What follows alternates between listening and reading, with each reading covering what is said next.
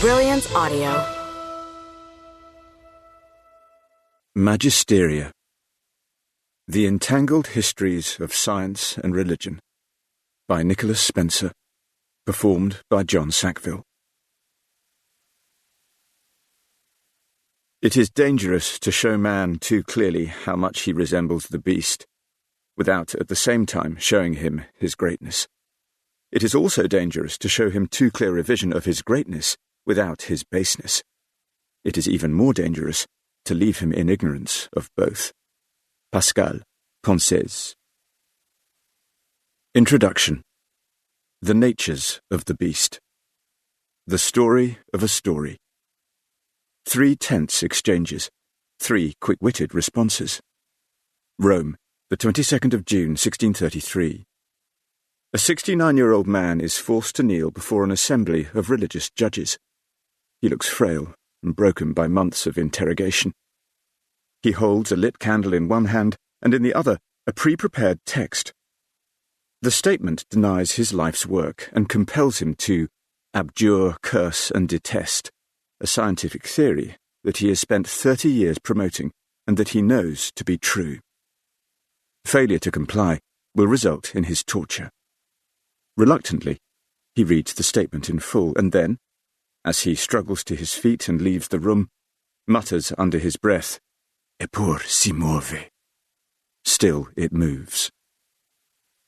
Oxford, the 30th of June, 1860.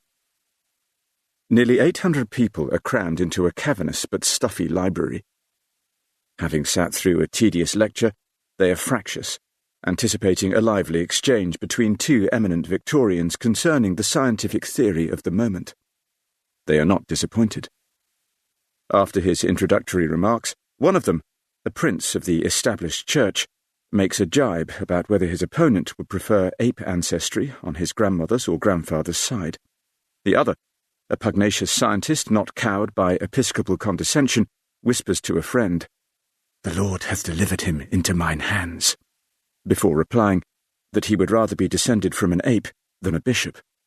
The crowd is outraged or elated. Either way, there is uproar. One woman faints. Dayton, Tennessee, the 20th of July, 1925. 3,000 people stand in front of a courtroom. The nation is listening on the radio, and millions will read about the proceedings in the following day's newspapers. They are watching 2 men play intellectual cat and mouse on a temporary stage erected on the court lawn. One, a 65-year-old politician, perhaps the most famous in the country, is answering questions about the Bible. Or rather, he is trying to. The other, 3 years older, and the country's most famous lawyer, is inching closer to his prey. Do you believe the story of Noah's flood to be literally true? Yes, sir. When was that flood? I would not attempt to fix a date. About 4004 BC? That is the accepted estimate. Don't you know? I never made a calculation. What do you think? I do not think about things I do not think about. And then the killer line. Do you think about things you do think about?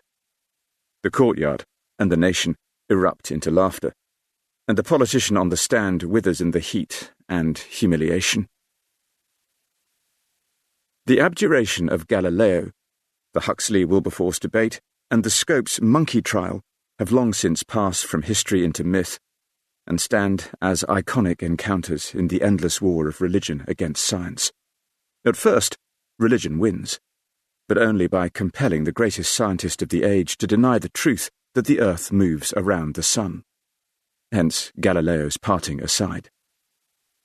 Almost 250 years later, religion, no longer able to resort to the threat of torture, turns to mockery but meets its match in the form of biologist Thomas Huxley, who ably defends Darwin's new theory of evolution against the ignorant, browbeating Bishop Samuel Wilberforce. Finally, in the American South, religion, now firmly on the defensive, is publicly humiliated before a huge audience and retreats bruised and bloodied but vowing vengeance.